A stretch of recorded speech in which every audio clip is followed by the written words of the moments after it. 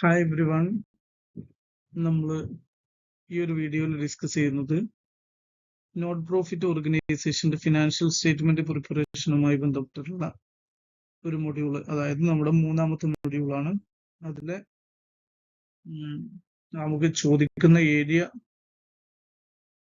ഒക്കെ final accounts ആണ്. Receipt and payment account വേണം, ഇൻകം ആൻഡ് എക്സ്പെൻഡിച്ചർ അക്കൗണ്ട് വേണം, അതുപോലെ തന്നെ ബാലൻസ് ഷീറ്റ്. ഇത്രയും കാര്യങ്ങളാണ് നമുക്കിതിൽ ഫൈനൽ അക്കൗണ്ട്സ് ആയിട്ട് വരിക, ഒരു NPA ഫൈനൽ അക്കൗണ്ട്സ്. അപ്പൊ അതിലെ റെസിപ്റ്റ് ആൻഡ് പേയ്മെന്റ് അക്കൗണ്ട് ഒന്ന് നമുക്ക് നോക്കാം. റെസിപ്റ്റ് ആൻഡ് പേയ്മെന്റ് അക്കൗണ്ടിൽ ഒരുപാട് ഐറ്റംസ്, ഇത്ര ഐറ്റം എന്നൊന്നും നമുക്ക് പറയാൻ പറ്റില്ല. കുറച്ച് ഐറ്റംസ് ഇതിൽ തന്നിട്ടുണ്ട്. ഇതാണ് എക്സാക്ട് ഫോർമാറ്റ് എന്നും പറയാൻ പറ്റില്ല. ഇത് നമുക്ക് എടുക്കാൻ പറ്റിയ റെസിപ്റ്റ് ഡെബിറ്റ് സൈഡിലാണ്, പേയ്മെന്റ്സ് ക്രെഡിറ്റ് സൈഡിലാണ്. ഇതെന്ന് മനസ്സിലാക്കുക. പിന്നെ ഒരു ക്വസ്റ്റ്യൻ വായിക്കുമ്പോൾ അതിൽ എന്തൊക്കെ റെസിപ്റ്റ്സ് ആണെന്നും എന്തൊക്കെ പേയ്മെന്റ് ആണെന്നും നമുക്ക് എന്ത് ചെയ്യാൻ പറ്റും, മനസ്സിലാക്കാൻ പറ്റും. അത് വെച്ചിട്ട് നമ്മൾ ചെയ്യാം. ഇവിടെ ആകെ ശ്രദ്ധിക്കേണ്ടത് റെസിപ്റ്റ് ആൻഡ് പേയ്മെന്റ് അക്കൗണ്ടിൽ നമ്മൾ റെസിപ്റ്റ് ആയാലും പേയ്മെന്റ് ആയാലും റവന്യൂ നേച്ചർ ആയിട്ടുള്ള പേയ്മെന്റും ക്യാപിറ്റൽ നേച്ചർ ആയിട്ടുള്ള പേയ്മെന്റും, അതായത് അതേപോലത്തെ റവന്യൂ റെസിപ്റ്റുകളും ക്യാപിറ്റൽ റെസിപ്റ്റുകളും ഒക്കെ നമ്മൾ എന്ത് ചെയ്യും, ഇവിടെ എടുക്കും. ഈ പറഞ്ഞതിന് ഉദ്ദേശം നമ്മുടെ ഫിക്സഡ് അസറ്റ് വാങ്ങുക എന്ന് പറഞ്ഞു കഴിഞ്ഞാല് അതൊരു ക്യാപിറ്റൽ എക്സ്പെൻഡിച്ചർ, ഫിക്സഡ് അസറ്റ് വാങ്ങുക എന്ന് പറയും.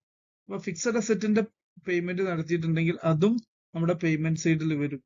അതേപോലെ തന്നെ ഫിക്സഡ് അസറ്റ് സെയിൽ ചെയ്യുക എന്ന് പറയുമ്പോൾ ഫിക്സഡ് അസറ്റ് സെയിൽ ചെയ്യുക എന്ന് പറയുന്നത് എന്താണ്, ഫിക്സഡ് അസറ്റിന്റെ സെയില് അത് റവന്യൂ റെസിപ്റ്റ് ക്യാപിറ്റൽ റെസിപ്റ്റ് ആണ്. അപ്പൊ റെസിപ്റ്റ് ആൻഡ് പേയ്മെന്റ് അക്കൗണ്ടിൽ രണ്ട് ക്യാപിറ്റൽ നേച്ചർ ആയിട്ടുള്ള പേയ്മെന്റും റെസിപ്റ്റും, അതുപോലെ തന്നെ റവന്യൂ നേച്ചർ ആയിട്ടുള്ള പേയ്മെന്റ് ആൻഡ് റെസിപ്റ്റും എല്ലാം ഇതിൽ റെക്കോർഡ് ചെയ്യും.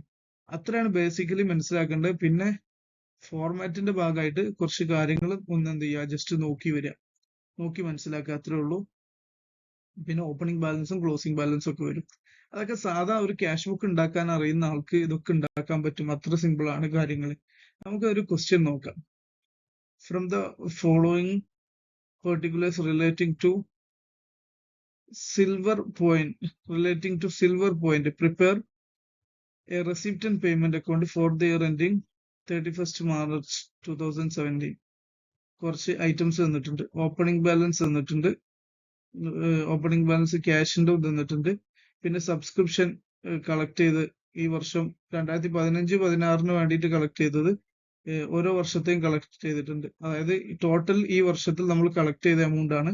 അതിൽ 500 രൂപ പ്രീവിയസ് ഇയറിലെ ഔട്ട്സ്റ്റാൻഡിംഗ് ആണ്, ഈ വർഷം നമ്മൾ കളക്ട് ചെയ്തതാണ്. പിന്നെ അടുത്ത വർഷത്തേക്ക് അഡ്വാൻസ് കളക്ട് ചെയ്തിട്ടുണ്ട്. ടോട്ടൽ ഈ വർഷം കളക്ട് ചെയ്ത് 9000 ആണ്. Sale of refreshment, entrance fee, പിന്നെ sale of old sports material വരുന്നുണ്ട്.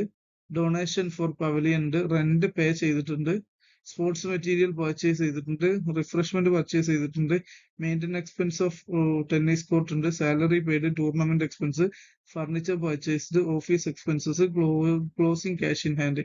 ഇത്രയും ഡീറ്റെയിൽ ഉണ്ട്. ഇത് നമ്മൾ റെസിപ്റ്റ് ആൻഡ് പേയ്മെന്റ് അക്കൗണ്ടിലേക്ക് കൃത്യമായിട്ട് ഫിറ്റ് ചെയ്യുക എന്നുള്ളതാണ്. ഇതിൽ എന്തൊക്കെയാണ് റെസിപ്റ്റ് നമുക്ക് നോക്കിയാൽ തന്നെ മനസ്സിലാവും. അതൊക്കെ നമ്മുടെ റെസിപ്റ്റ് സൈഡിലും, പേയ്മെന്റ് എന്തൊക്കെയാ നോക്കിയാൽ മനസ്സിലാവും, അതൊക്കെ പേയ്മെന്റ് സൈഡിലും.